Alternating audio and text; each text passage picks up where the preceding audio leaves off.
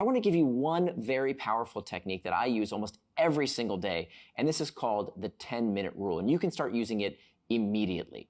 So here's what I want you to do. The next time that you feel like you're about to get distracted from a task, right? Whatever it is that you're doing, whether you're working on that big project that you want to prioritize, whether it's you're trying to lose weight on a diet, whether you're trying to make sure you make time in your day to be fully present with your family or meditate or whatever it is you want to do with your time, and you find yourself tempted towards distraction, here's what I want you to do. I want you to set a timer for 10 minutes.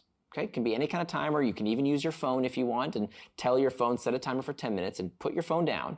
And here's what I want you to do. You have a choice to make. You can either get back to that task at hand, whatever that task might be, or I want you to do what psychologists call surf the urge.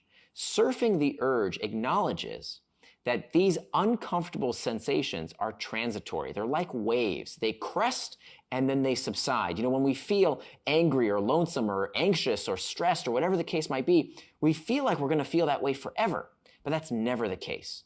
And so if we can give ourselves just a few minutes to surf that urge, like a surfer on a surfboard, and we talk about in the course how to have a new dialogue that you can talk to yourself with self-compassion while you're surfing that urge, what you will find is that 9 times out of 10, when that timer goes off, you'll be right back at that task at hand. You won't even feel that discomfort that led you to look for a distraction. So that 10-minute rule is something I use every single day when I need to do the hard work of writing, and it's just as effective if you're trying to avoid eating that dessert you're trying to avoid or smoke the cigarette you're trying to quit, whatever the case might be, any distraction, telling yourself, not necessarily telling yourself no, because we know abstinence can oftentimes backfire.